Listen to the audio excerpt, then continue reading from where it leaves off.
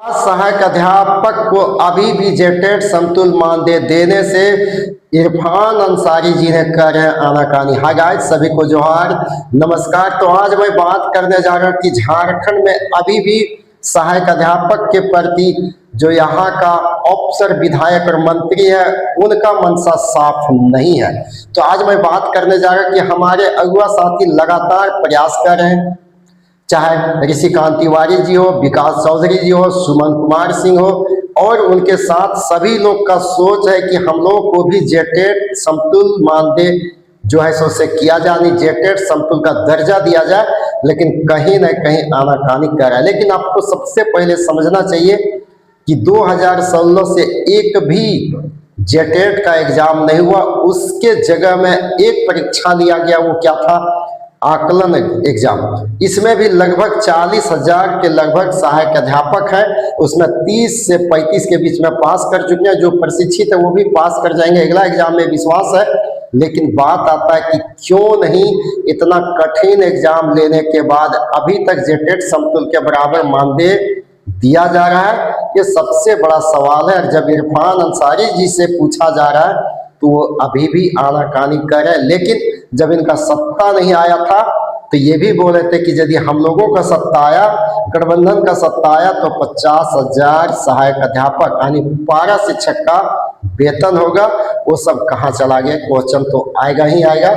अभी भी झारखंड में पारा शिक्षक का नाम सुनते ही यहाँ का विधायक हो, मंत्री हो या कोई भी अफसर है, उनका गुस्सा आसमान में हो जाता है। और पता नहीं ये नाम सुनकर उन लोगों को क्यों खराब लगता है, यही सबसे बड़ा सवाल खड़ा है। तो हमारे झारखंड का जितने भी अगुआ साथी है, यहाँ का इरफान अंसारी जी मंत्री जी से मिले और उनको हर बातों को डिटेल से रखें कि आप 2 महीना पहले जो वादा किए थे मुख्यमंत्री से मिलाया जाएगा, वो मिलाए नहीं। अब क्या होगा?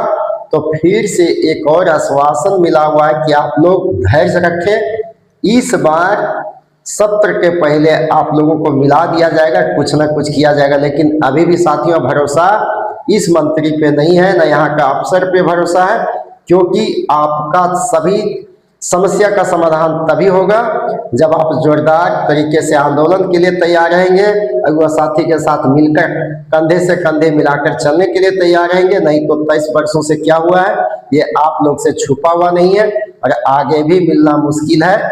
इसलिए जेटेट के बराबर यानी समतुल्य दर्जा देना ही होगा प्रशिक्षित या आकलन पास सहायक अध्यापकों को, नहीं तो कुछ भी होने वाला नहीं है। आपको क्या लगता है आने वाले समय में जब तक जेटेट का समतुल्य दर्जा नहीं दिया जाएगा, क्या सहायक अध्यापक का कल्याण होगा या नहीं होगा?